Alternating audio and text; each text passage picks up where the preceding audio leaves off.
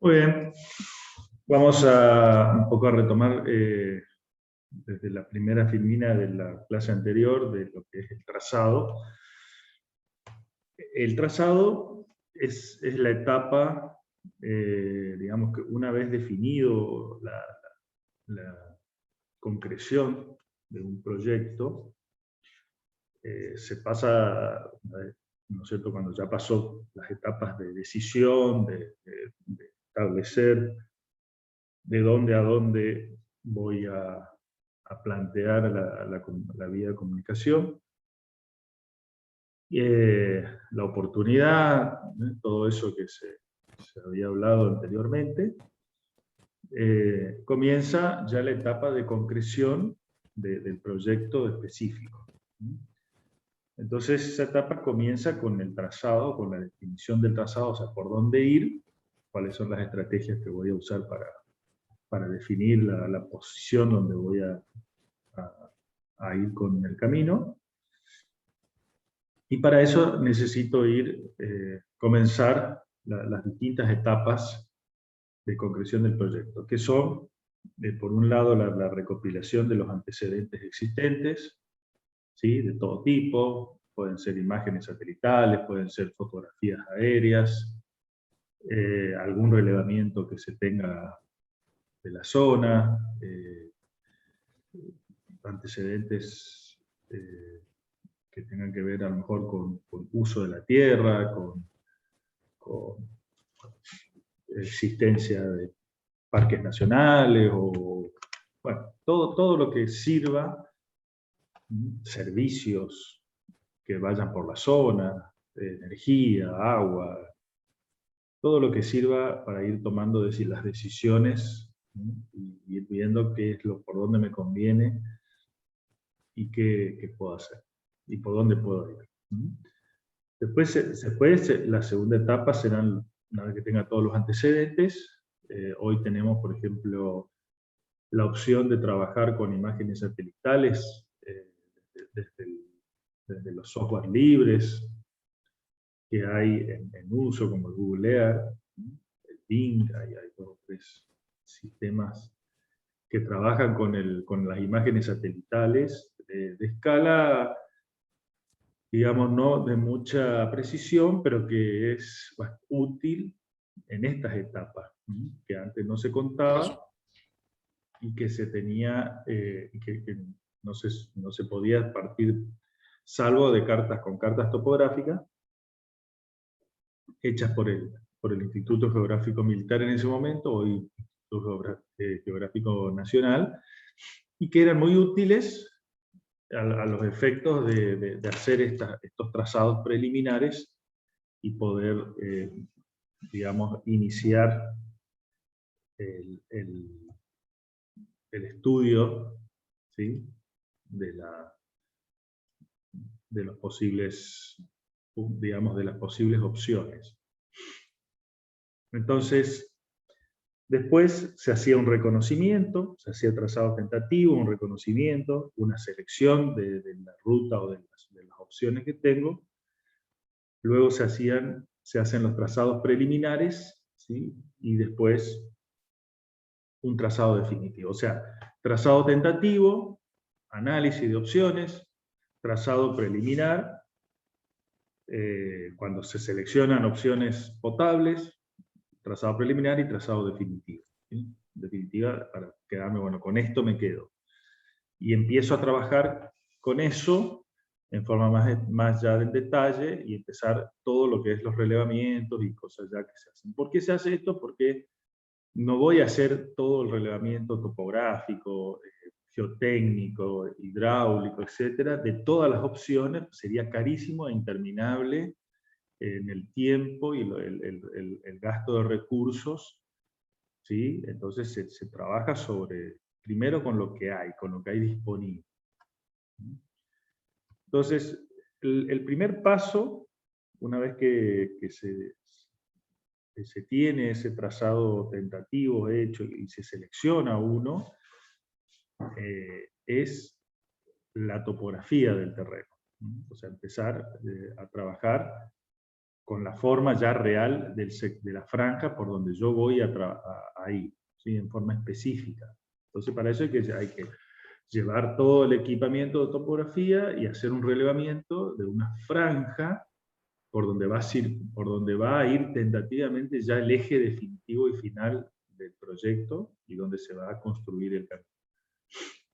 Entonces, esa topografía implica conocer la forma del terreno, apoyarse en un sistema de referencia, ¿sí? Un sistema para poder saber dónde estoy localizado, respecto a sistemas ya preexistentes o a un sistema que yo elija como un punto de partida conocido. Bueno,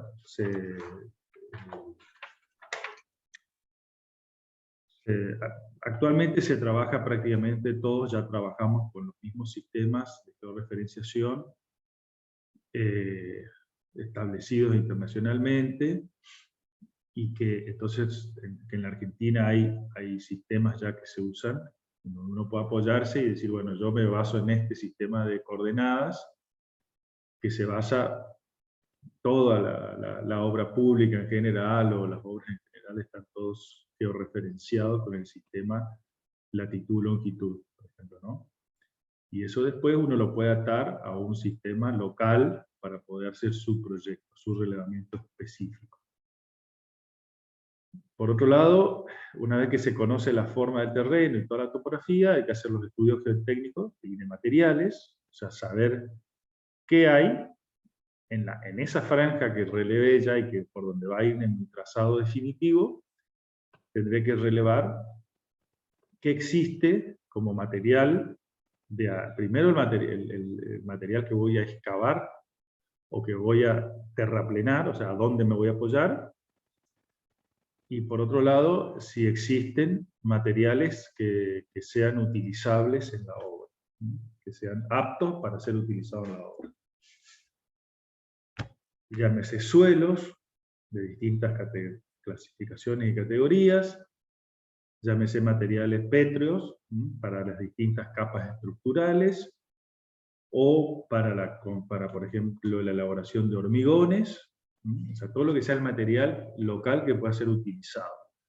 Por supuesto, no es ni los materiales asfálticos, o sea, los ligantes de distintos tipos, asfaltos, cementos, ocales.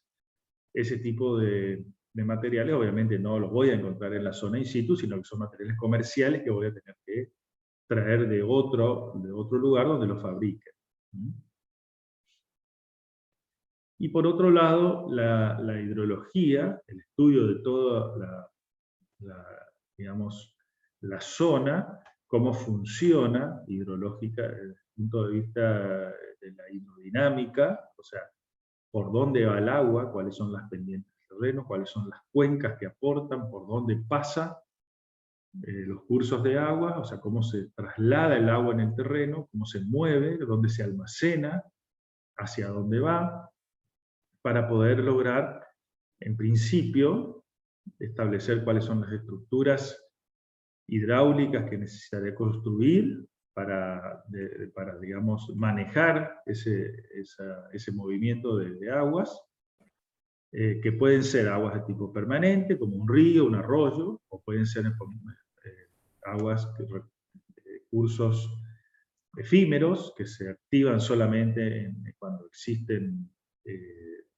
precipitaciones, o pueden ser agua en forma de lagos, lagunas, o sea, digamos, de alguna manera en recintos cerrados, estancos, y que yo tenga que ver si tengo que superarlos por arriba, superarlos por otro lado, o cuál sería la forma de siempre pensando en establecer la mejor forma de no cambiar el funcionamiento existente del drenaje. O sea, la idea es que la vía no sirva, no sea una interrupción en el sistema de drenaje. No tiene que convertirse en un dique, no estamos haciendo diques, estamos haciendo caminos.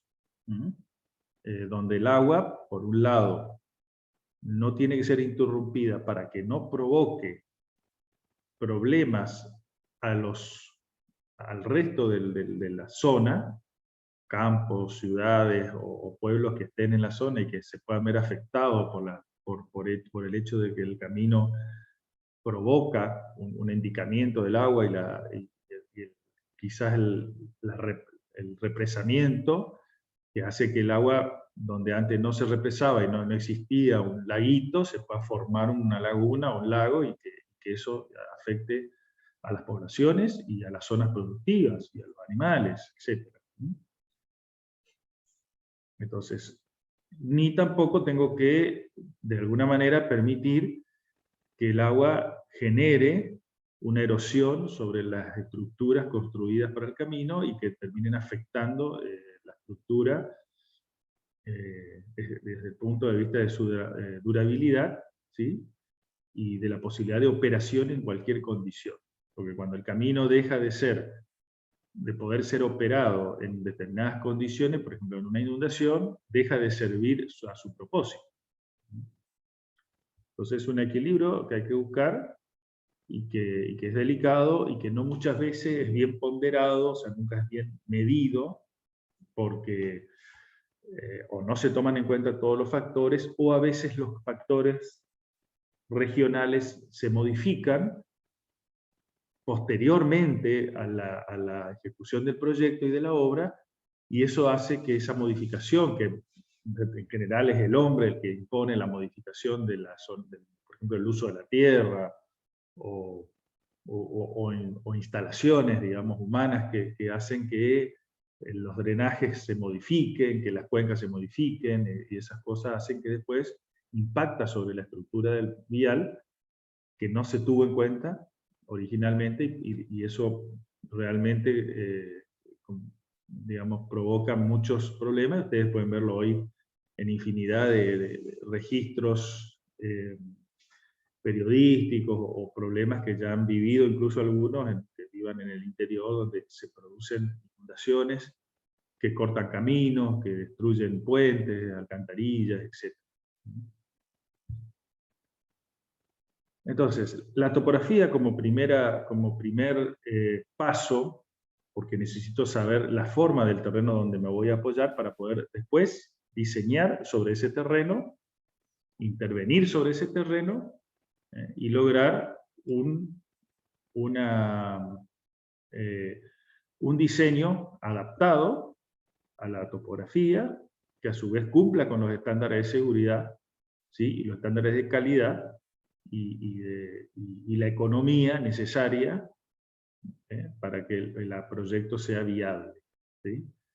Entonces, esa topografía es el relevamiento, como dice el título ahí, que consiste en levantar y graficar todos los elementos de interés para el proyecto ubicados en principio sobre la posible zona de camino o la franja que voy a ocupar. ¿Y por qué dicen principio? Porque todavía no sé exactamente dónde va a ir el eje. Puedo tener ya alguna idea, un trazado preliminar de los trazados que hice tentativos, puedo saber, pero la franja de camino que se va a usar para construir, que se va a expropiar, o sea, que se va a comprar para poder construir después sobre eso el camino, es una franja que tiene entre 50 y 100 metros en el caso de caminos rurales de 2 trochas indivisas. Entonces esa franja de camino de 100 metros generalmente se releva en exceso unos 50 metros más para cada lado, o sea, se relevan 200 metros a lo mejor en total, o 150 metros según sea la topografía, para permitir después hacer pequeños ajustes del eje final, del alineamiento final, y ahí recién se determina cuál es la franja que voy digamos, a adquirir como repartición pública, nacional, provincial o municipal, o lo que se llama derecho de vía, que es la franja que en definitiva va a formar parte del patrimonio de la vía, de la ruta, y que se adquiere ya sea por donación o por compra.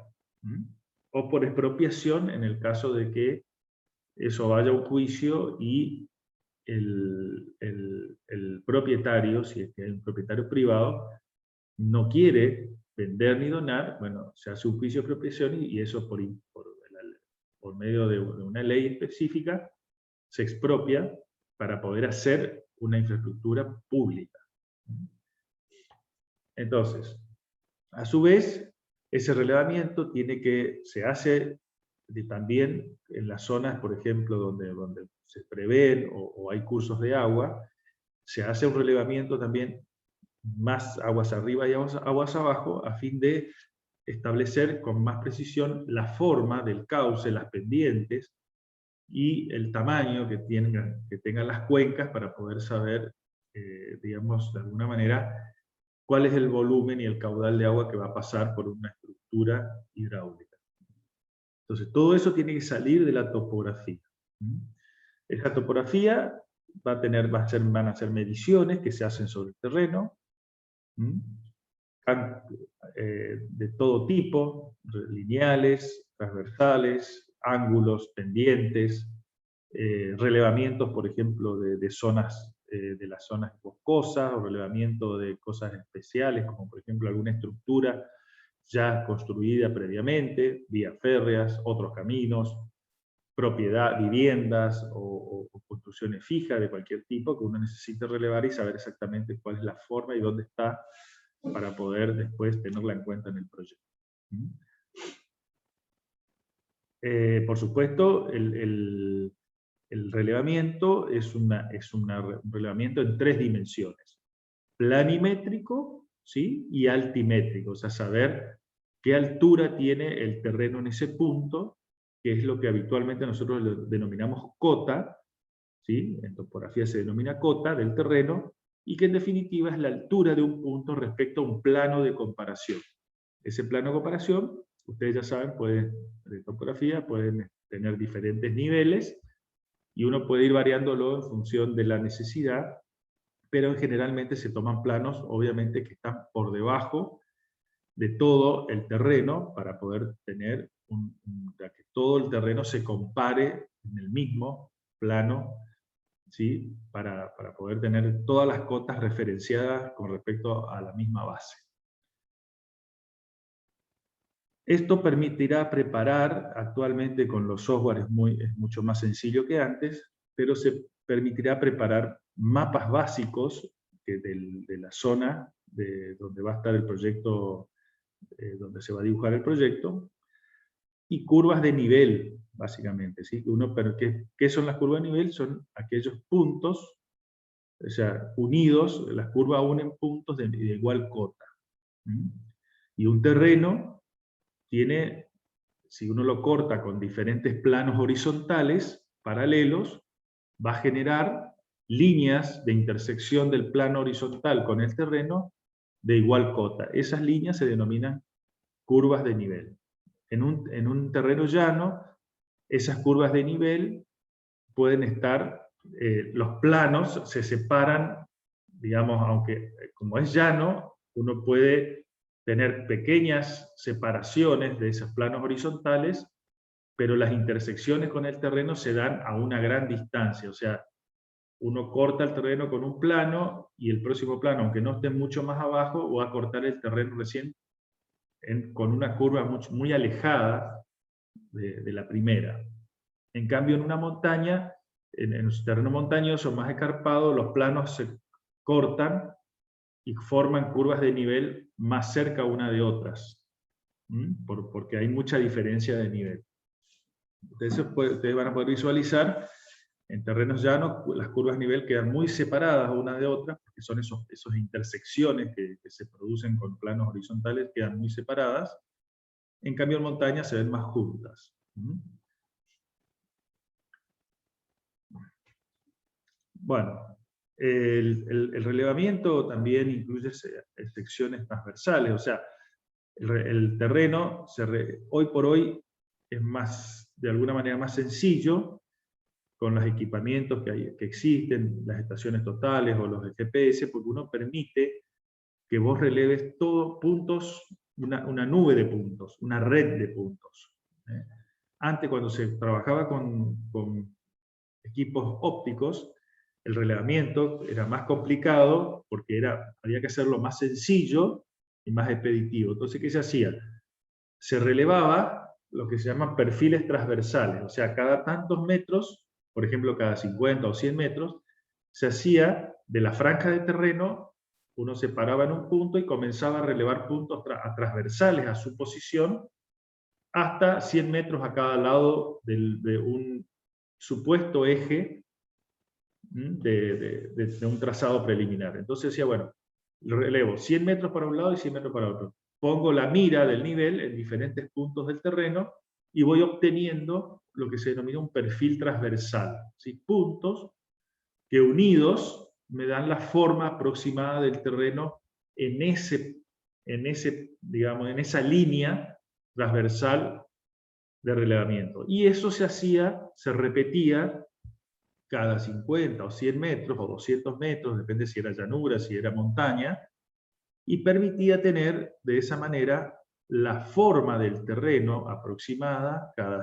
tantos metros y después construir de alguna manera un modelo en 3 dimensiones, ¿sí? Aproximado, uniendo cada perfil entre sí con líneas, uno podía tener más o menos una forma del terreno. Por supuesto que eso, con el advenimiento de los equipos de topografía de hoy, que tienen la chance de relevar muchísimo más información en menos tiempo y sobre todo la chance de poder ser conservada esa información como una información digitalizada, que después permite a su vez mandar eso a un sistema de diseño donde construye esas curvas de nivel en forma, digamos, automática, y eso hace que sea mucho más simple hoy la construcción de lo que se llaman modelos de terreno o modelos en 3 dimensiones, o modelos digitales de terreno. Lo mismo se puede hacer con los GPS de doble frecuencia, que tienen la chance o la posibilidad de que una vez que estaciona uno en cada punto el bastón relevador, toma la posición del punto en 3 dimensiones y puede obtener el X, Y y Z de ese punto respecto a un sistema de coordenadas. Y eso le permite tener, acuérdense ese gráfico que vimos al principio, esa línea en 3 dimensiones en un espacio 3D, ¿sí? X y Z.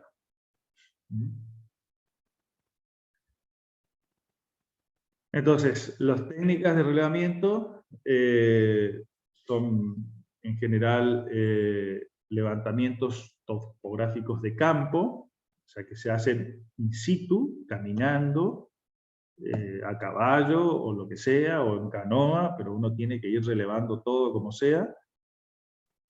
Hay otra opción que hoy cada vez se utiliza más, que es la percepción remota, o sea, se hace con drones, que permite barrer el terreno y poder obtener esa nube de puntos con mucha precisión y con mucha densidad de puntos, tal que antes que se hacía a mano, que uno hacía relevar puntos cada tanto, ponía la mira en un punto, por ejemplo, si hacía un relevamiento transversal, uno dice, bueno, aproximadamente cada 2 o 3 metros pongo la mira y voy obteniendo un punto. Y si tengo algún punto específico, por favor apaguen los micrófonos, por favor apaguen los micrófonos.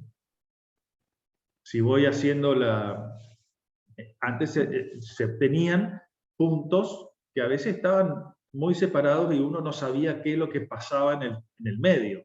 Tengo un punto relevado acá y un punto relevado acá y en el medio no sé lo que pasa. Si el topógrafo era bueno, me relevaba un punto más como para decir, bueno, ojo que el terreno acá baja o sube, y si no lo relevaste, te lo comiste y quedó eso como una recta, como una línea unida entre 2 puntos. En cambio, hoy los relevamientos digitales permiten tener muchos puntos, uno al lado de otro, muy cercanos, y hace que la posibilidad de establecer la precisión de la forma del terreno es muy alta. A su vez, exige que los sistemas y los software de manejo de esa densidad de datos también por supuesto tiene que estar acorde a eso, tiene que ser buenas computadoras, con muchas memorias, con mucha capacidad de procesamiento de datos, y los software tienen que ser más sofisticados para poder construir modelos digitales precisos, ¿sí? Y por supuesto el diseño por computadora, que bueno, un poco lo estábamos hablando, que es lo que junta estos datos, de que generalmente hoy ya directamente de los equipos se bajan los datos a la computadora, y permite a través del software rápidamente convertir esos datos relevados en terreno en un dibujo en 3 dimensiones, con 2 o 3 pasos simples dentro del software.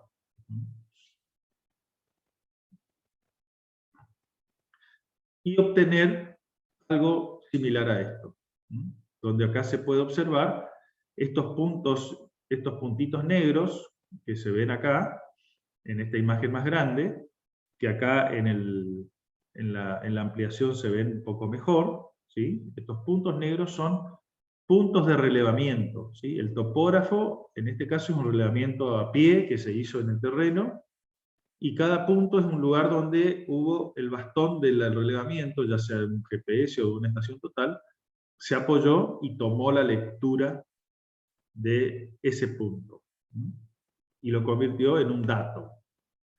Bueno, toda esa nube de puntos negritos que ustedes ven acá es todo el relevamiento que se hizo de esta franja, ¿sí? Que es un poco irregular, por donde se supone va a ir a futuro el camino, y fíjense, este eje rojo es un poco el eje preliminar de trazado, en esa etapa de trazado preliminar que se hizo sobre una imagen, o sobre una fotografía, o sobre una carta topográfica, y donde, bueno, vamos a ir por acá, y después vamos a ir a relevar al terreno a ver qué pasa. Una vez que se releva el terreno, uno va tomando después decisiones ya más finas, y probablemente ese trazado preliminar original se abandone en parte, o se siga, porque ahí es donde se ve realmente si puedo ir por ahí, o si me conviene ir por otro lado, un poco más allá o un poco más acá. Entonces acá ven cómo se construye. Y estas líneas anaranjadas son las curvas de nivel que el software construye a partir de los datos que obtiene la estación total o la GPS del terreno. Acá pueden ver que acá hay un río, un curso de agua que también fue relevado, que forma parte del relevamiento. Hay sectores donde hay mayor densidad de relevamiento que otros, generalmente los sectores que tienen, donde el terreno es más accidentado, o sea, la topografía o el relieve tiene más deformaciones. Obviamente la densidad de puntos es mayor, porque yo necesito conocer la forma con más precisión del terreno.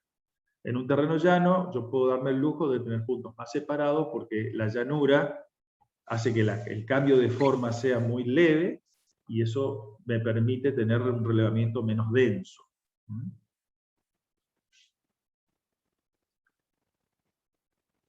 Bueno, ahí tiene un sector ampliado del relevamiento. Cada línea de estas que se ven aquí es una línea de curvas de nivel, que vamos a ver algo un poquito más en detalle, pero es una línea de nivel, es una línea que representa un plano horizontal que cortó el terreno en una cota determinada, y interceptó el terreno en todos los puntos donde tiene la misma cota, porque el plano es horizontal. Entonces, si el terreno tiene esta forma, yo corto el terreno y me permite a mí obtener una línea de intersección del plano horizontal con el volumen del terreno, tal que todos los puntos, por ejemplo, donde mi dedo toca mi mano, son puntos de igual cota, la cota de la mano, de esta mano. Entonces, todos estos puntos tienen misma cota, y unidos forman una curva de nivel. Y así uno puede hacerlo en diferentes niveles del terreno, para arriba o para abajo, y obtiene una especie de curvas paralelas, ¿sí? Porque, digamos, necesariamente son paralelas, no se van a cortar entre sí, porque los planos con los que generé esas curvas son paralelos. Entonces, estos levantamientos topográficos se hacen con equipos conocido ya seguramente por ustedes, una estación total típica, con su equipo de registro de datos. Es muy parecida a los teodolitos antiguos, pero actualmente ya el punto, digamos, el registro se hace con un láser y con una mira que capta ese láser y devuelve con un espejito, rebota el láser hacia el equipo y el equipo lo registra, ¿sí? Y eso permite establecer la posición exacta con mucha precisión del punto donde está la mira puesta. Otro equipo son los niveles ópticos o láser, que pueden ser cualquiera de los dos, que se pueden trabajar. Cintas y distanciómetros, o sea, todo esto son las herramientas que se utilizan hoy para hacer un relevamiento y medir el terreno. Y por supuesto, el personal, que más allá de tener un equipamiento, que uno puede tener un equipamiento de alta tecnología, si el personal que hace el relevamiento no conoce el equipo que tiene y no lo sabe operar, podemos tener el mejor equipamiento y el mejor software, pero si los datos son basura, ¿sí? Si los datos son basura, el resultado es basura. O sea, de datos mal relevados, mal obtenidos, no se puede obtener un resultado bueno. Eso tienen que tenerlo muy en cuenta ustedes como profesionales, porque a la hora de los BIFE, cuando quieren hacer un proyecto, se van a dar cuenta que ustedes probablemente no van a tener que hacer el relevamiento ustedes personalmente. Lo va a hacer otra persona, otro grupo de trabajo, o se va a subcontratar el trabajo. Eso implica de que uno pierde de alguna manera el control, más allá de que uno puede especificar y puede decirle al relevador, esto es lo que necesito y de esta manera lo tenés que hacer. No todos lo saben hacer bien, y no todos saben exactamente para qué lo están haciendo. Porque por ahí un topógrafo puede hacer un relevamiento, una vez trabaja para hacer el deslinde de un campo, después va para hacer a lo mejor un camino, otra vez para hacer una represa, o otra vez para un edificio, o vaya a saber qué. Entonces, no siempre trabajan, son especialistas en relevar para este tipo de proyectos. Y eso implica que no saben qué datos es el que necesita el proyectista. Entonces por ahí relevan de más cosas que no necesito y me faltaron cosas que sí necesito. Entonces acá ustedes pueden ver un equipo de trabajo que por supuesto tiene muchas personas trabajando, equipos, movilidades, o sea, unidades de transporte, muchas veces también canoas y piraguas o cosas que les permitan no solo relevar la tierra firme, sino alguna laguna o algún curso de agua que necesito conocer la forma del cauce, la profundidad del cauce, ¿sí? Dónde están los bordes de inundación, si es que se puede establecer. Por ejemplo, en este caso hay una estructura preexistente en un camino de tierra, pero que a futuro se va a pavimentar, pero yo necesito relevar esta estructura existente. Primero para saber si me sirve, si lo puedo usar, y segundo porque me va a dar datos, por ejemplo, si el agua la superó, si no la superó, quiere decir que me va a dar un dato muy, muy valioso desde el punto de vista hidráulico de saber si esta estructura fue suficiente para el escurrimiento que se genera esta cuenca o no. Entonces eso me va a permitir tomar decisiones de proyecto después. Entonces, hablábamos al principio de un sistema de referencia. Bueno, es importante, cuando uno hace un relevamiento, colocar señales fijas del relevamiento, o sea, por dónde pasé, y dejar algún elemento, que me permita después, en la etapa de construcción, también utilizar ese sistema de referencia, porque yo puedo apoyar todo el proyecto a un sistema de referencia dado por mojones o elementos o estructuras fijas que las construí y le puse una cota y le dije, este punto tiene tal posición X, Y, Z. ¿Sí? Y si yo armo una red de puntos, lo que se llama la red básica, ¿sí?, de relevamiento, puedo establecer a lo largo de todo un proyecto un sistema de referencias que ya lo conozco y que sé que está ahí y que puedo volver las veces que quiera, ya sea en la etapa de ejecución del proyecto o en la etapa de la obra, para poder apoyarme en ese punto y poder establecer desde a partir de ese lugar dónde están ubicados el resto de los puntos del proyecto. Esos puntos habitualmente se materializan con mojones de madera dura como este, que están pintados para poder ubicarlos después, y si hay dónde, se los baliza, o sea, se lo referencia a alguna estructura conocida o algo que esté fijo cerca para poder decir, mira, acá cuando yo pase por el camino de tierra, de vuelta y mire, voy a ver este poste pintado y digo, acá está el punto de la progresiva 15500. ¿Sí? O sea, 15, donde está la progresiva, acuérdense, progresiva cuando vimos al principio, 15.500. Yo recorrí desde el 0 y acá estoy en 15.000 metros y medio, y ahí está ubicado un punto fijo. Estos puntos fijos, en general, la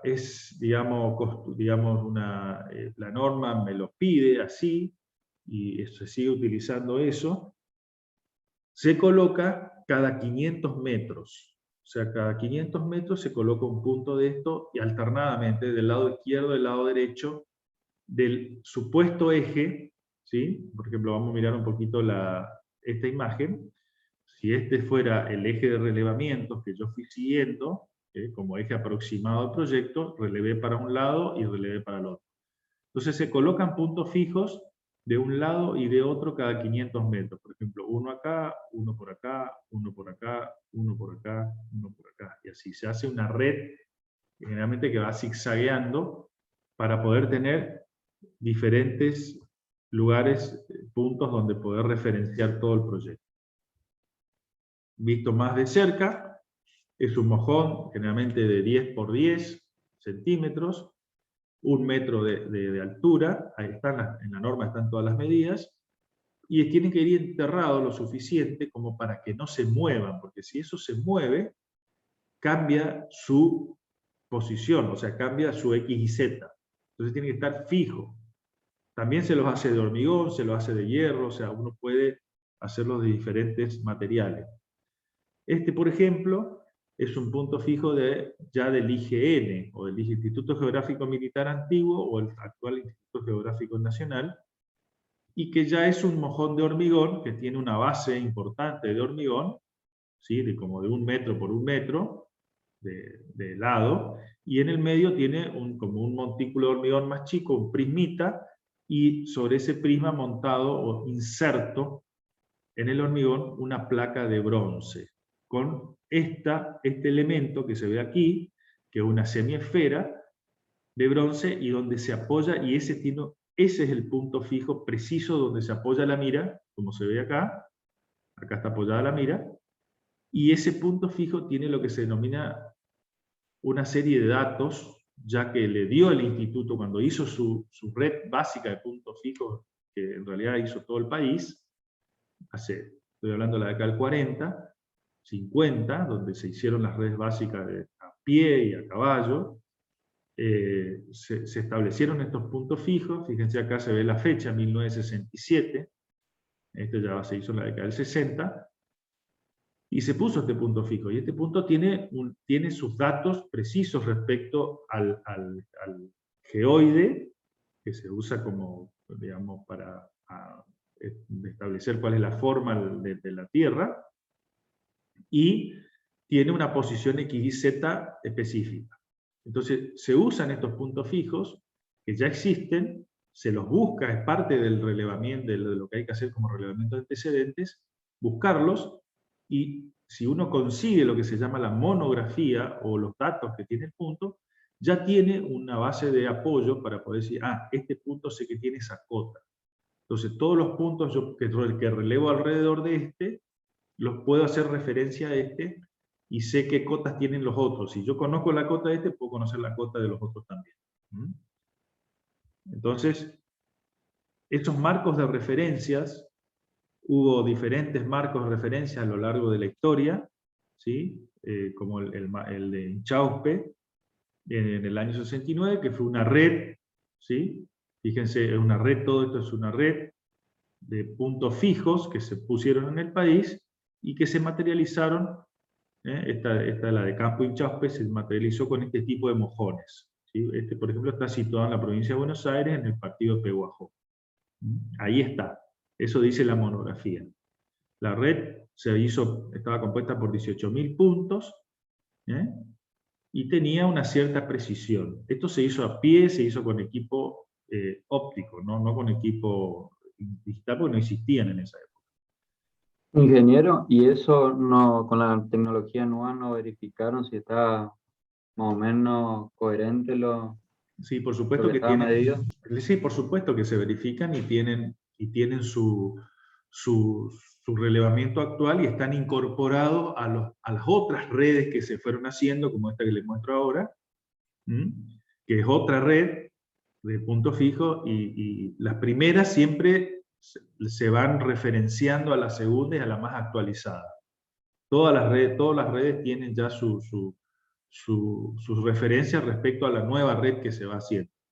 Y por supuesto, sí se detectaron puntos que tienen por ahí mal hechos o que se movieron, ¿sí? Porque estos están en el medio del campo o en algunos lugares, o en lugares donde antes era todo campo, y después se empezó a poblar. Y ese punto se mueve, se rompe, en muchos casos se lo encuentran rotos, se lo encuentran movidos, entonces ese punto ya no tiene valor desde el punto de vista de punto de apoyo. Cuando uno ve que ya está movido, ya eso no se lo puede tomar como referencia. Hay otros sistemas, otros marcos de referencia, el POSGAR 94, que como dice ahí, fue medido en los años 93-94, se compone de 127 puntos a lo largo de todo el país, ¿sí? Fíjense que no es una red muy densa, ¿sí? O sea, es una red de todo el país, pero que hay 2 o 3 puntos a lo mejor en la provincia, y bueno, hay que a partir de ahí llevar, desde ese punto, uno puede a su vez construir subredes, ¿sí? Una red que parta de un punto fijo del Chaco, o de Corrientes, o de Formosa, y uno puede a partir de ahí establecer subredes apoyadas en ese punto fijo. Fíjense los años, ¿no es cierto? Año 1977, 72, 77, 93, 94, 97, después hay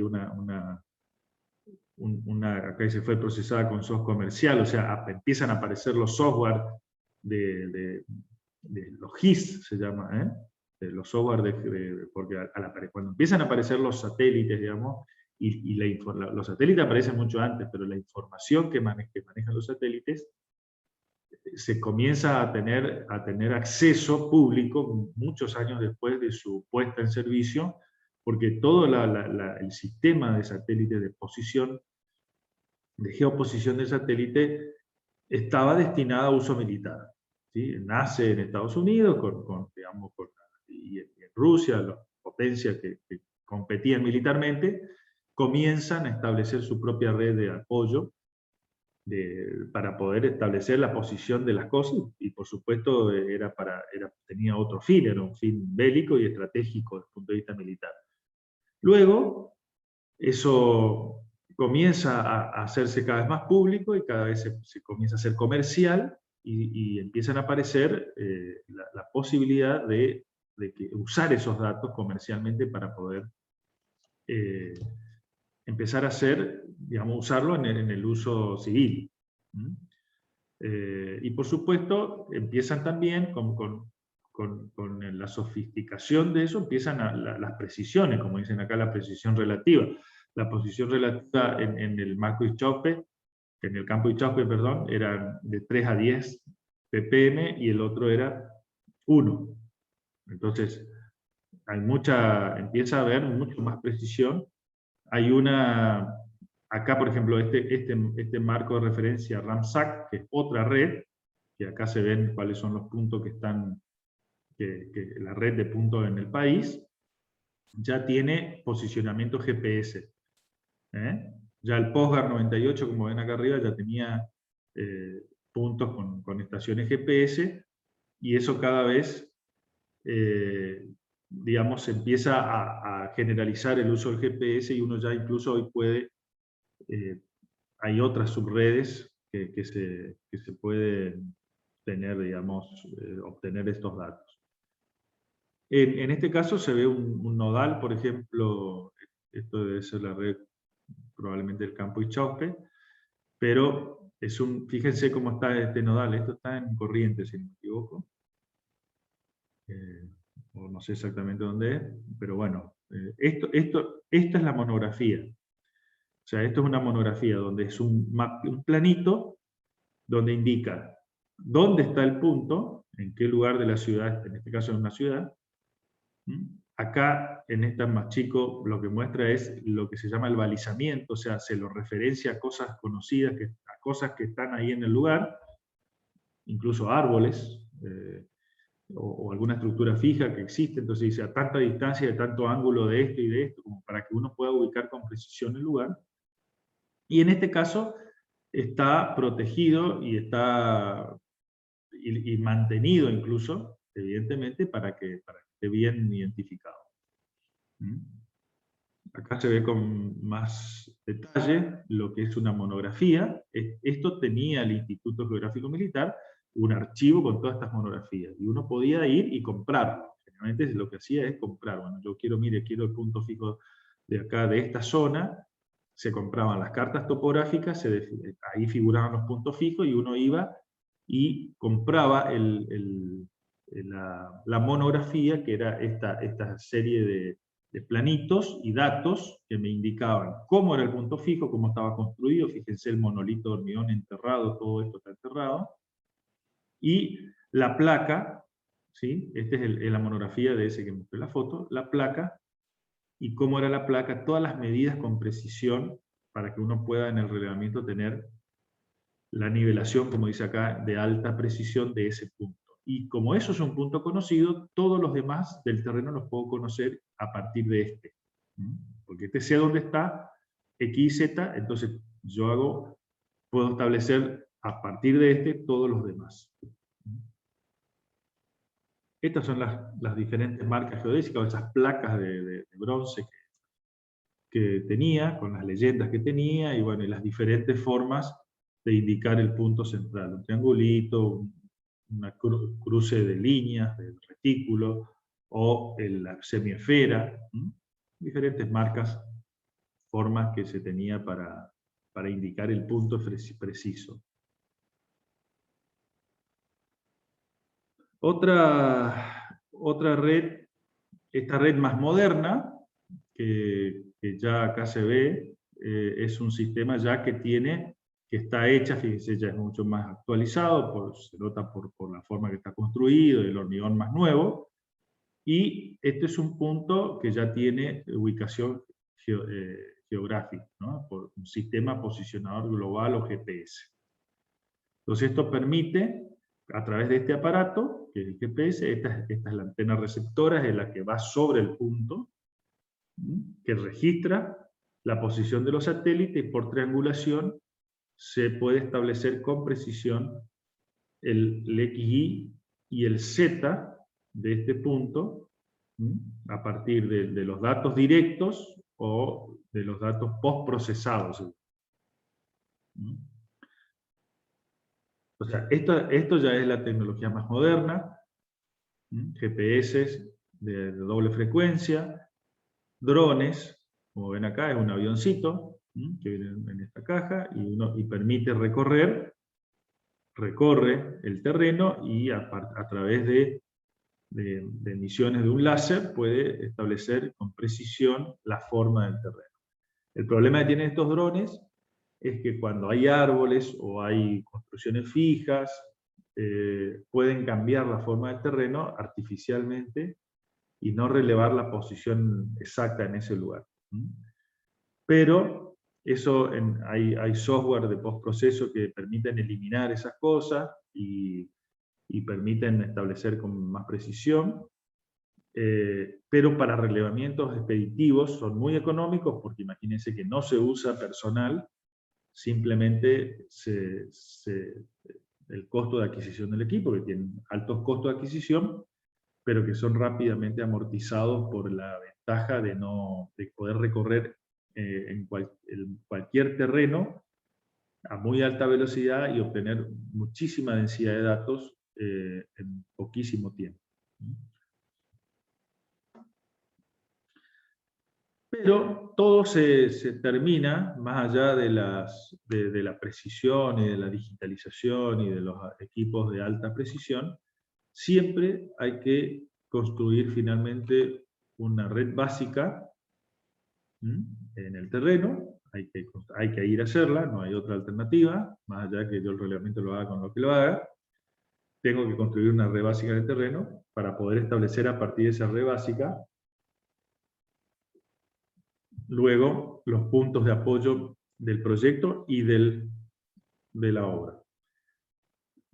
Y con esos datos que relevan de cualquier manera, ya sea con equipos de a pie o con equipos remotos, en realidad lo que necesito es construir ese modelo digital que me permite tener ese primer dato básico, que es la forma del terreno. Acá se ve una vieja, digamos, cómo se trazaba antes la poligonal básica, a partir de un sistema de referencias XY. La poligonal básica lo que hace finalmente es una línea poligonal abierta que permite tener puntos, estos puntos de quiebre, que son puntos ya sea que pueden coincidir con puntos fijos, o se ponen puntos fijos a lo largo de cada uno de los tramos, que permitan tener esta poligonal de apoyo, ¿sí? Se miden ángulos, se miden distancias o longitudes, ¿sí? Para poder establecer esto en el terreno, porque esto es lo que me va a permitir a mí después construir el diseño, hacer el diseño y construir la ruta. En esta poligonal básica se releva los niveles, la forma del terreno, y permite a mí establecer, en este caso, esta es la poligonal de apoyo, ¿sí? Y permite establecer en una línea de relevamiento, que es el eje, por ejemplo, donde yo quiero hacer el proyecto. Y eso me permite a mí tomar las diferentes cotas del terreno y los XY, ¿sí? O sea, el sistema de referencia en el planimetro. Bueno, acá no voy a leer todo esto, pero básicamente ya lo estuvimos hablando. O sea, hay que, en principio, no solo reconocer la forma del terreno, por donde va a ir el camino, sino todo lo que es aledaño al terreno, que es el reconocimiento, por ejemplo, de las cuencas de aporte, de hidráulicas, los tipos de suelo, la vegetación, la orientación de los surcos o de las líneas por donde corre el agua. Si hay obras preexistentes, alcantarillado, no sé, sistemas de riego, bueno, ahí está todo descrito, cuáles son las diferentes cosas que uno puede encontrar. Esto obviamente que la norma lo que hace es, bueno, lo que dice es todo lo que puedes encontrar. No quiere decir que sea todo lo que vas a encontrar, ni que esté descrito todo, pero da una idea de que uno tiene que relevar todo lo que encuentra por si es un dato útil a futuro. Otro relevamiento que hay que hacer en la etapa de relevamiento topográfico, generalmente se hace el relevamiento de napas freáticas. La napa freática se estudia, o sea, que es el agua subterránea, no se puede estudiar a partir de la topografía de superficie, porque uno no ve el agua. O sea, uno puede saber dónde van los cursos de agua,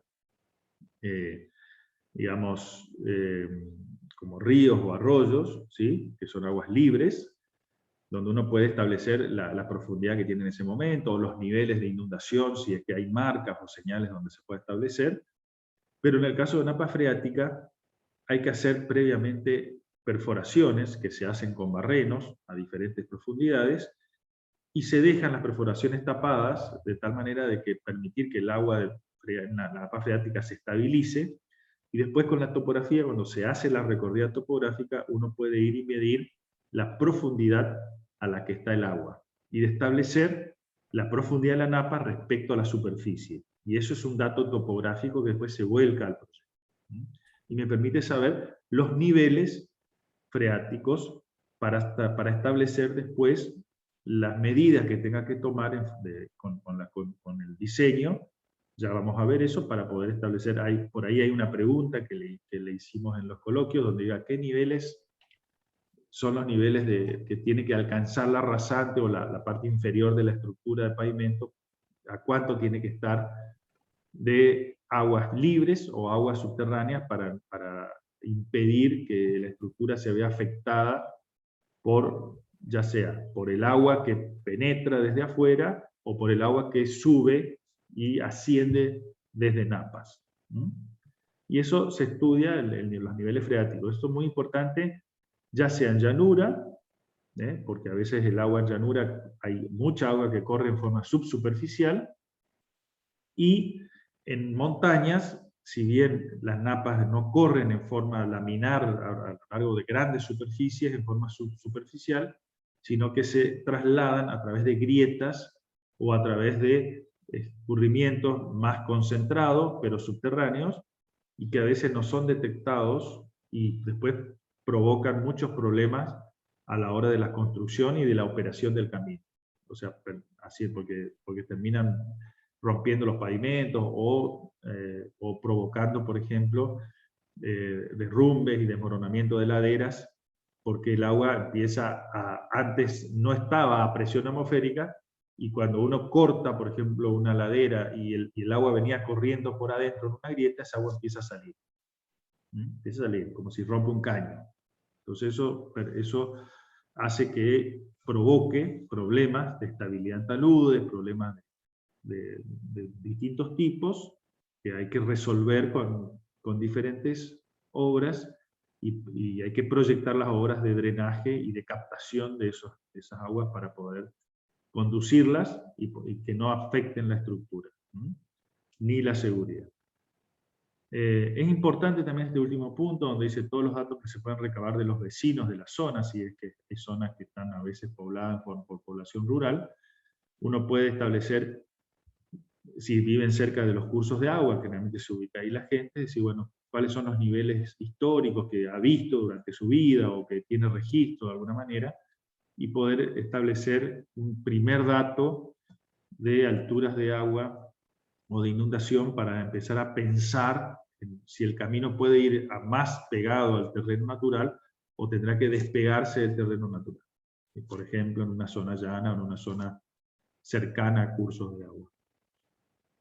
Entonces, una vez relevado todo, hecho todo el trabajo de campo, viene el trabajo de gabinete. ¿Sí? El trabajo de gabinete es, bueno, terminada la campaña de topografía, comienza el trabajo del proyectista, y la primera tarea es construir ese modelo digital de terreno. Con todos esos datos que va a permitir decir, bueno, a ver, ¿cuál es la forma que finalmente tiene ese terreno?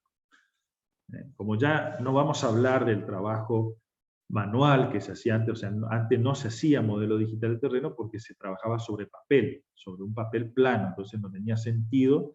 Entonces trabajaba en dos dimensiones, en el plano, que es la planimetría, y en altura, que es la altimetría.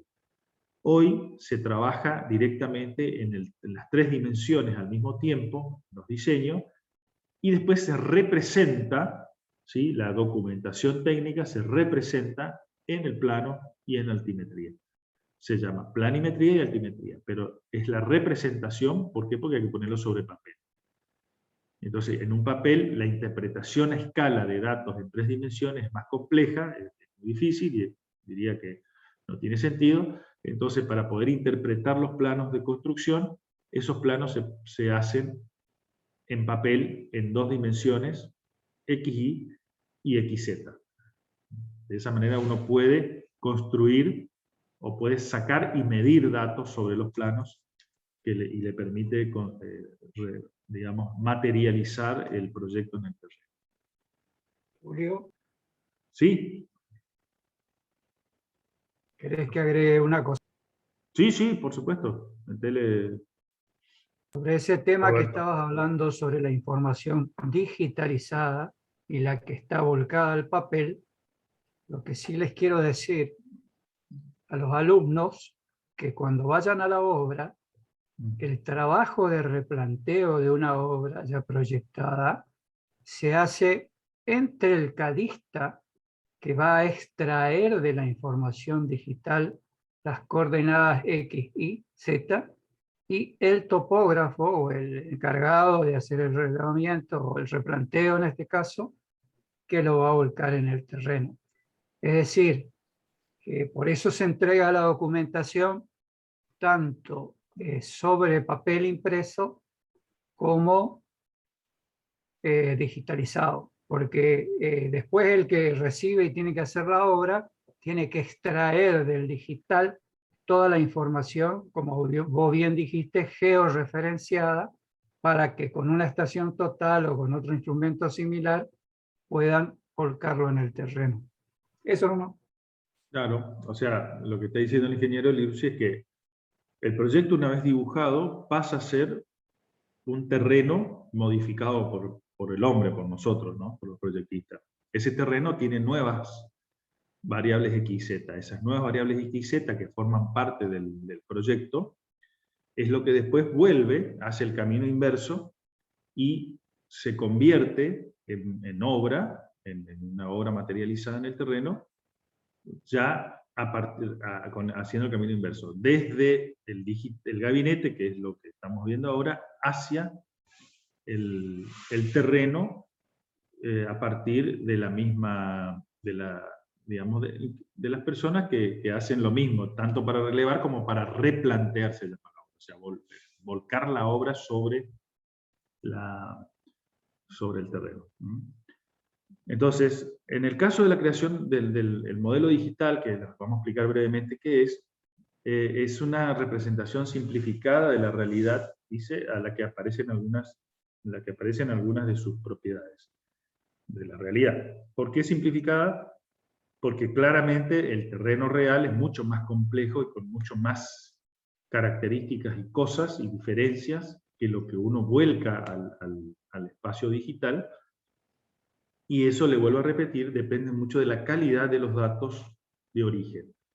¿Sí? Cuando los datos son malos, el modelo es muy tosco, o sea, muy burdo, y puede inducir errores groseros de proyecto. ¿Sí? Porque ya el proyectista, cuando está en el tablero, o en la computadora en este caso, proyecta sobre lo que tiene dibujado en 3 dimensiones, y asume que eso es la realidad, ¿sí? Y ya no puede hacer otra cosa, porque no está dibujando, no está haciendo esto sobre el terreno mismo, sino lo está haciendo en un espacio digital que lo construí a partir de los datos que tenía.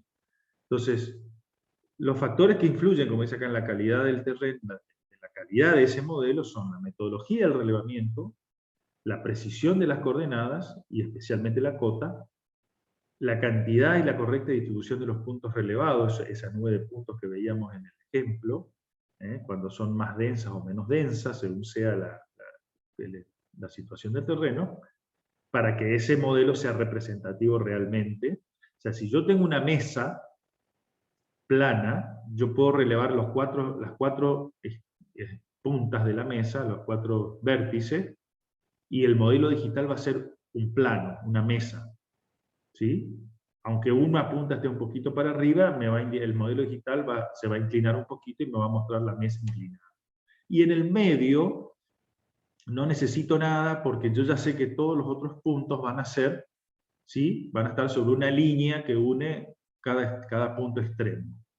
¿Sí? Porque la mesa es plana y no tiene diferencias dentro del plano en el que está construido. En cambio, el terreno no es una mesa plana, sino que es una cosa con protuberancias para abajo y para arriba, que va variando prácticamente centímetro a centímetro. Pero uno toma puntos cada 2 metros, 10 metros, 20 metros, pero todo lo que está en el medio no se sabe qué pasó. Entonces, cuando más plano es el terreno, esa digamos, variabilidad va siendo más suave y menos importante a la hora de la toma de las decisiones en el proyecto. Pero cuando el terreno empieza a tener muchas diferencias de nivel, imagínense una mesa con agujeros, o con un florero en el medio, y si yo no tomo esos puntos, digamos, como puntos representativos de la mesa va a seguir pareciendo que es un plano, y en realidad a lo mejor es una mesa con un agujero en el medio, o un florero en el medio. Y si yo no lo tomo, no lo reconozco, y el proyectista ya no sabe lo que había en el terreno. Asume la realidad que le mostró el relevador. Y después, por otro lado, el método de generación de ese modelo, o sea, el software utilizado, aunque ahora todos más o menos son iguales, el software utiliza una serie de algoritmos, se llama, o sea, de cálculos matemáticos internos, que permite, a partir de conocer 2 o 3 puntos, o 4, cercanos, uniéndolos uno con otros, con unas rectas, permiten establecer, por relación de triángulos, ¿sí?, por proporciones, permite establecer las cotas de los puntos intermedios. Así que imagínense que el software, que en definitiva es una caja boba, lo que hace es, tiene este dato, y en el medio no tiene nada, pero asume con otro dato, un tercer dato, posiciones entre los dos, ¿sí?, a partir de hacer relaciones de triángulos y poder establecer, si acá tiene esta cota y acá tiene esta cota, y esta medida es en X, esta medida en Z,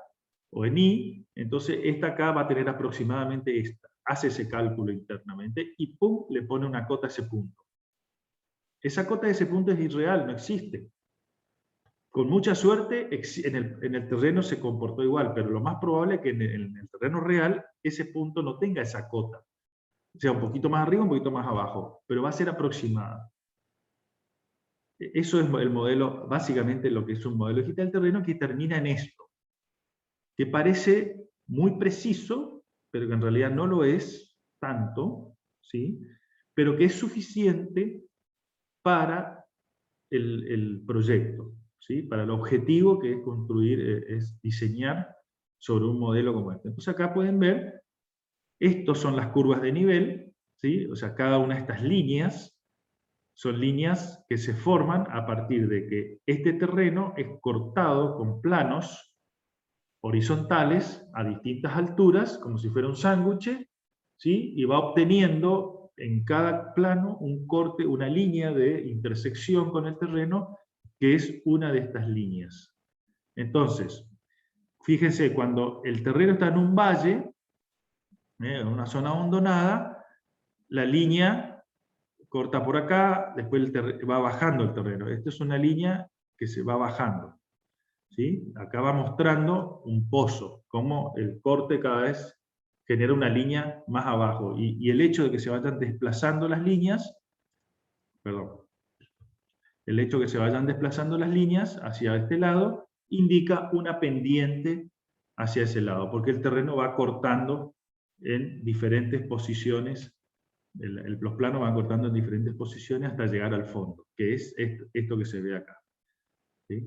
Entonces, y esto que se ve acá arriba es la parte más alta, o sea, pasa lo mismo, obviamente cuando uno va cortando hacia arriba, se puede ver la pendiente del terreno.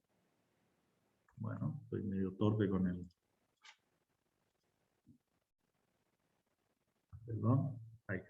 Se puede ver la pendiente del terreno, que acá pueden ver que las líneas están más cerca una de otras. Cuando la línea está más cerca de otra, quiere decir que el terreno está cada vez más empinado. Entonces los planos, que están equidistantes uno con otro, cada vez cortan el terreno más y genera una línea de corte más cercana una con otra. Cuando se proyecta, se van a ver líneas más cercanas una con otras. Entonces cuando las pendientes son fuertes, las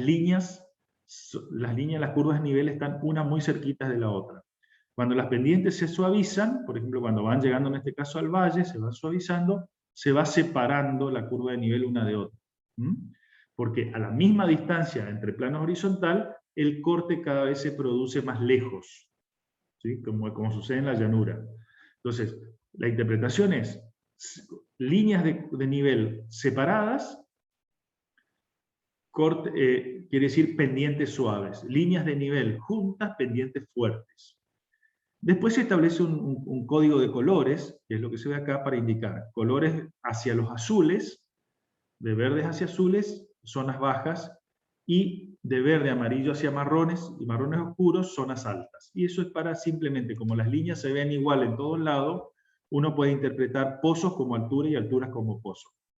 Entonces, lo que hace este código de colores es permitir que uno pueda diferenciar alturas de zonas deprimidas. Entonces, acá abajo se puede visualizar el terreno, lo que sería como una imagen 3D del terreno, donde puede ver el valle con el río, los cursos de agua corriendo por acá abajo, o por acá abajo, y las zonas más elevadas. Entonces, sobre esto y con esta información uno comienza a hacer el diseño. Para lo cual, hoy existen un montón de software que permiten hacerlo, ya poder ir dibujando en 3D, en 3 dimensiones, la línea esa que después se va a convertir en la traza definitiva. Pero lo importante es que acá uno con esta información puede hacer varias trazas y poder tener varias opciones y moverlas de un lado para otro, y el software rápidamente acomoda todo para que uno pueda ir, no perder tiempo, una vez que cambia una cosa, cambia todo, ¿no? Los software permiten ahora prácticamente automáticamente, cada línea que yo trazo convierto en un nuevo proyecto definitivo, si quiero. Entonces, un poco esto es lo que vimos, lo que hablamos al principio, las nociones preliminares del trazado, las etapas. Lo que uno busca con el trazado en definitiva es una combinación de alineamientos rectos y curvos que se adapten al terreno, tanto planimétricamente como altimétricamente. ¿Sí? Y cumpla con los requisitos establecidos, quiere decir que cumpla con la normativa, con las posibilidades de operación del vehículo y del humano. Entonces, cuando uno selecciona una ruta en ese terreno que relevó, tiene que tener en cuenta varios aspectos. Por un lado, si existen lugares por donde debo pasar necesariamente, que se llaman puntos de paso obligados. Por ejemplo, un camino existente que ya está y que tiene una cota, una posición exacta en el terreno con una altura. Entonces, yo no puedo pasar un camino ni por abajo ni por arriba. En principio lo tengo que pasar al mismo nivel que el otro. Entonces, eso es un punto obligado de paso. Salvo que yo decida pasar con ese camino por arriba, por lo cual tendré que hacer ya una estructura de paso superior o inferior si decido hacer un punto. Pero eso es otra historia. En principio tengo que establecer una correlación entre lo que existe ya y lo que yo voy a proyectar. Otro punto de paso obligado inamovible son las vías férreas, los ferrocarriles, que ya están existentes. Una represa, por ejemplo, ¿sí? Un puente preexistente, una estructura hidráulica preexistente, o una ciudad, un punto, lugar que yo diga por ahí tiene que pasar, por H o B, o un sistema productivo industrial, un parque industrial, por ejemplo, hay que pasar por ahí, porque necesito abastecer, este camino va a abastecer la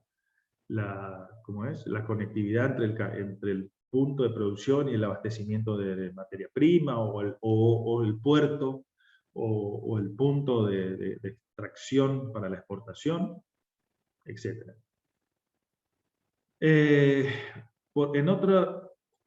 Aparte, la selección también no se hace de una sola vez y por única vez, sino que en general se hacen aproximaciones. De tal forma de decir, bueno, tiro esta primera idea, a ver qué pasa, se acomoda, mirá, me parece que no, que ya vamos a ver algunos videitos con eso, que es interesante, cómo elegir diferentes lugares por diferentes razones. Entonces, en realidad el proyecto es una serie de aproximaciones sucesivas, no es algo que se hace de primera vez.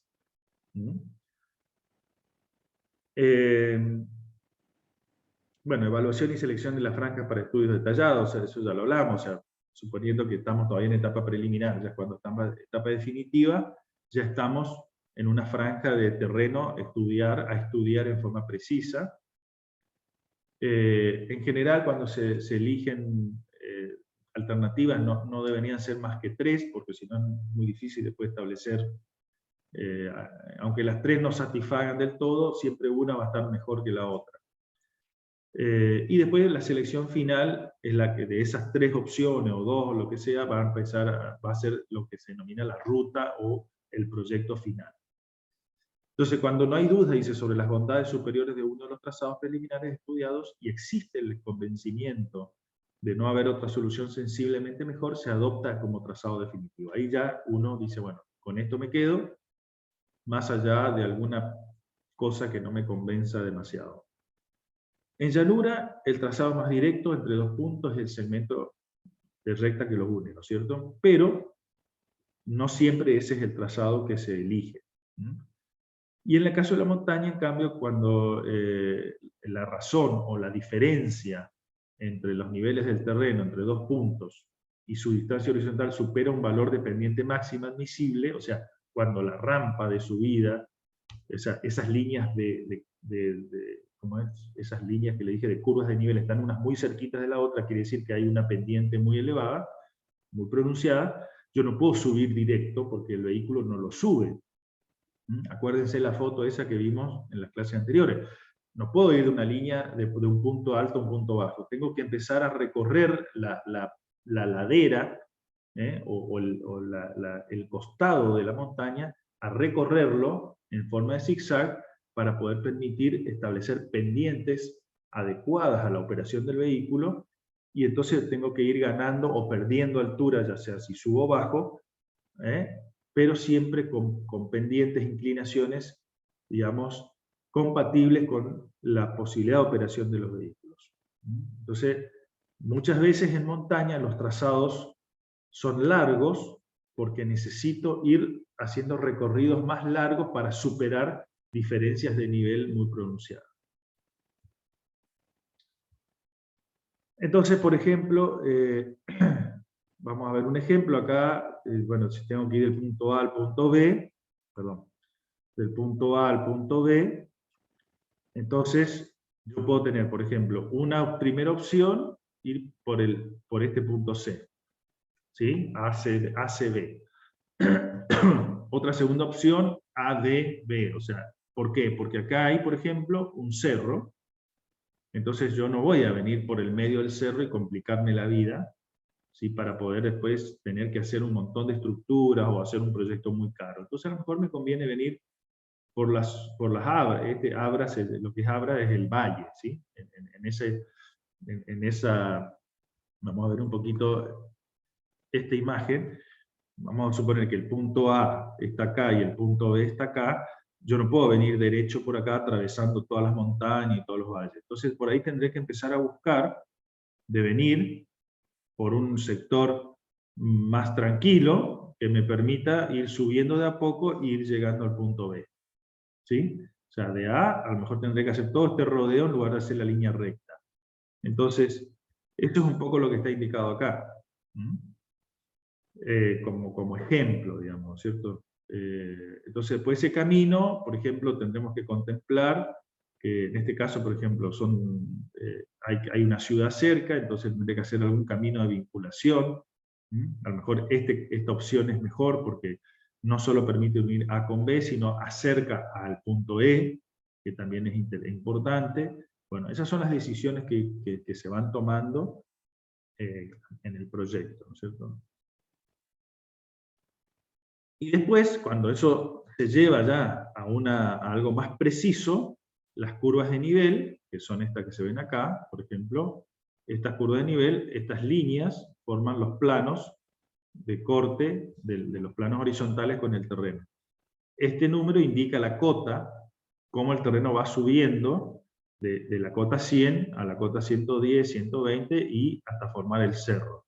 Si uno lo ve acá esto como si fuera un corte del terreno vertical, o sea, si uno pone una línea, corta el terreno en esta línea, va a ver que el terreno sube, ¿sí?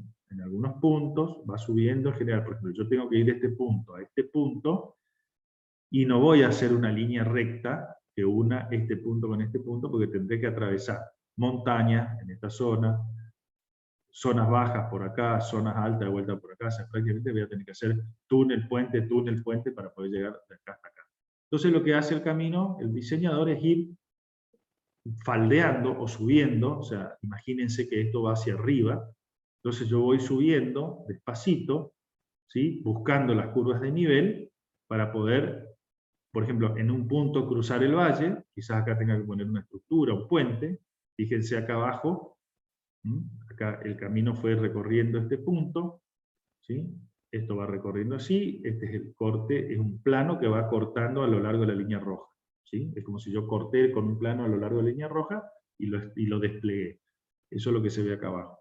Entonces puedo ver que, por ejemplo, la pendiente tiene un valor, en este caso el 4,6%, operativo para un vehículo. Ya vamos a ver cuáles son los máximos que tengo que tomar justamente para tomar estas decisiones. Pero acá, como ejemplo, puedo ver sobre una carta de curvas de nivel o de un modelo digital de terreno, qué es lo que hace el software, en una palabra. Yo voy eligiendo puntos que me permitan tener un recorrido adecuado a las posibilidades de un vehículo y a su vez adaptado al terreno. O sea, no ir cortando el terreno como si fuera que rebano un pan, sino que tratar de ir usando la forma del terreno, ir buscando los caminos adecuados para poder ir consiguiendo el objetivo que es llegar al otro punto. Y en ese paso voy a tener quizás, por ejemplo, sectores donde el terreno va a estar por encima de esa línea que yo elijo, y sectores donde el terreno va a estar por debajo. Bueno, esto ya así en forma intuitiva, usted le va a decir, bueno, acá si estoy por debajo, quiere decir que acá esta línea de punto, acuérdense del perfil transversal que vimos al principio, esa línea de punto es el terreno por encima de la estructura de pavimento. Entonces quiere decir que todo lo que me sobra lo voy a tener que sacar. Y eso que estaba así, pasa a ser esto. O sea, pasa a ser un corte en el terreno y me permite establecer la línea o la rasante o lo que se denomina el plano por donde va a ir el camino, que es esta línea roja, ¿sí?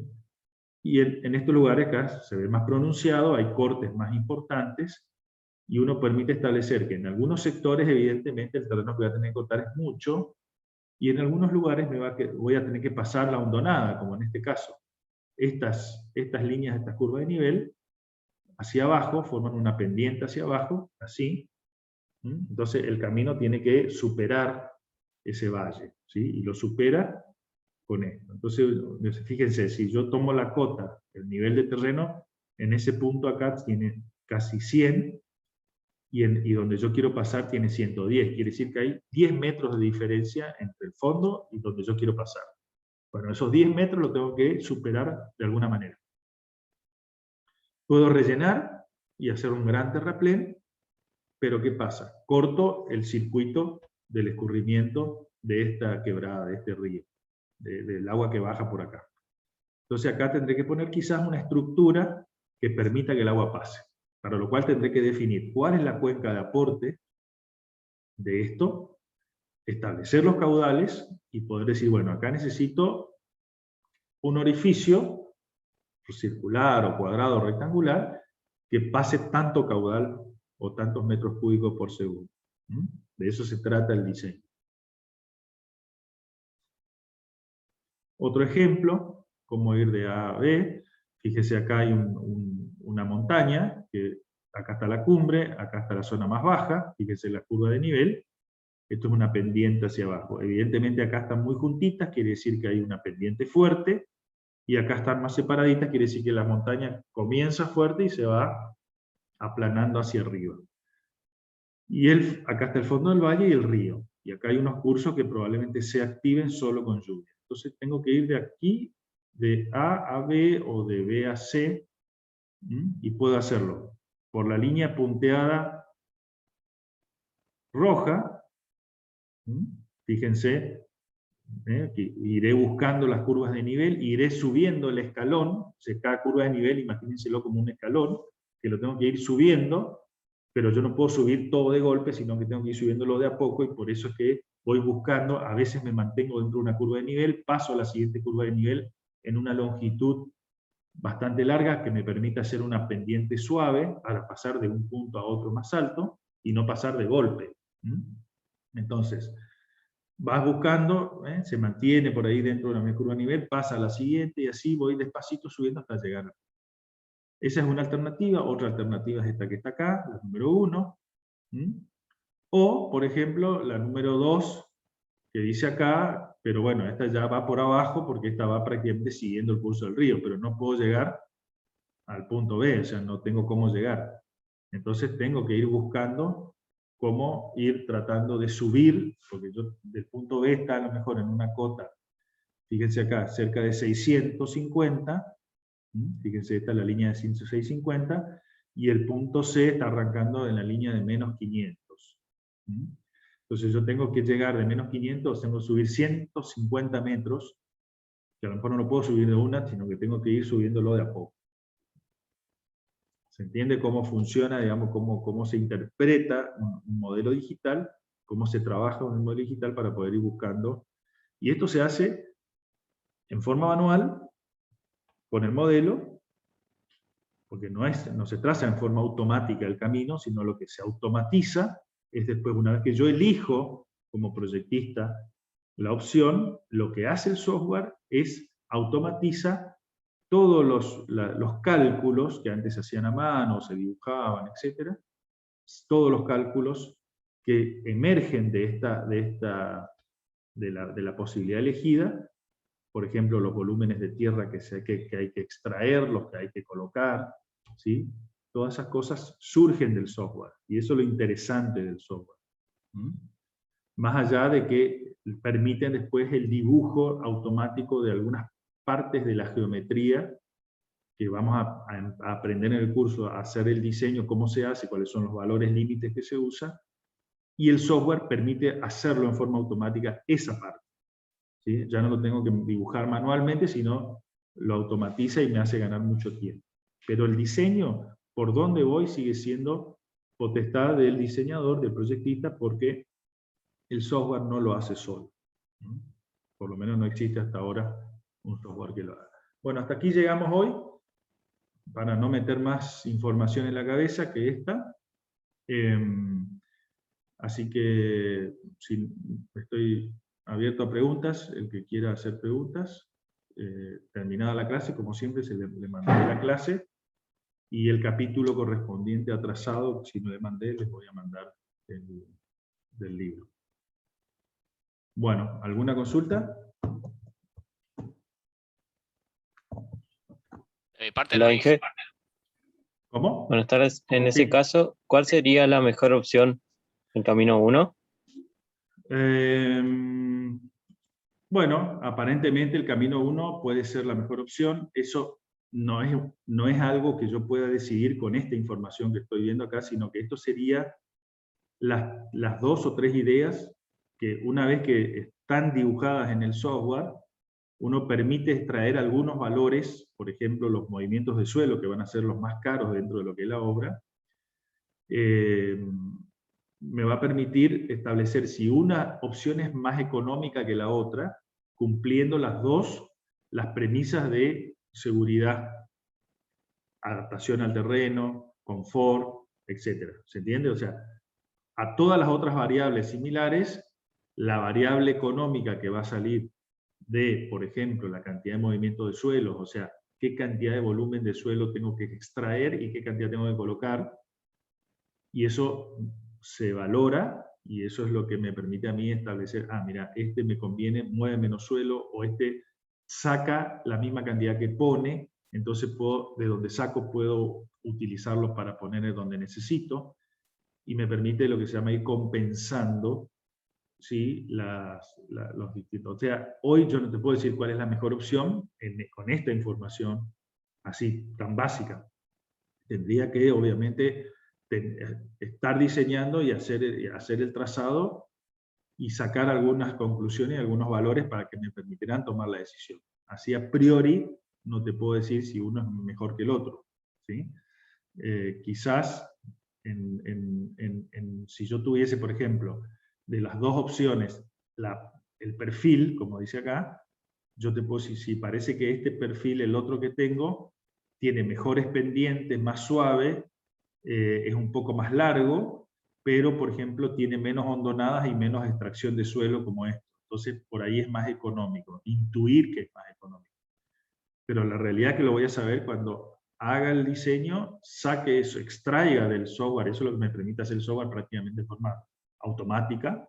Entonces yo a lo mejor en la mañana inspirada puedo sacar dos opciones y decir, ah, mira, esta opción A es mejor que la B. ¿Sí? ¿Se entiende? Claro, perfecto, gracias. Bueno, no sé si algo más. Cerramos entonces. Cualquier cosa me consultan después si quieren a través del WhatsApp o algo como siempre. Y cerramos la clase, así le dan tiempo a un descansito y siguen con el ingeniero BI. ¿De acuerdo? De acuerdo, Chao, Tulio. Estamos, profe. Hasta luego. Muy Dale, bien. profe. 17:30 de la otra clase, profe Gay. 17:30. Perfecto, nos vemos. Muy bien. Chao, Tulio. Hasta luego. Chao, chao. Ingeniero, un mapita como este de suelo también confeccionan, ¿o eso ya sacan cuando ya eligen un camino, ya ahí recién toman el Sí, suelo? cuando se elige un camino, ya una opción definitiva, se manda a hacer la otra etapa del estudio, que es lo que vamos a ver en la clase que sigue, que es la geotécnica, ¿sí? O sea, decidida la traza, se manda a la comisión de estudio de suelo y se hacen las extracciones de muestras y estudios locales, puntuales, que permite establecer el perfil edafológico del suelo, del proyecto, o de la zona, mejor dicho. Que les voy a mostrar un plano, cómo se dibuja y qué es lo que se ve en un perfil edafológico, que es el próximo tema del curso. Ahí lo van a Estamos, terminar de profe. entender. Muy bien. Muchas Hasta luego, gracias. entonces. Hasta Hasta luego. luego.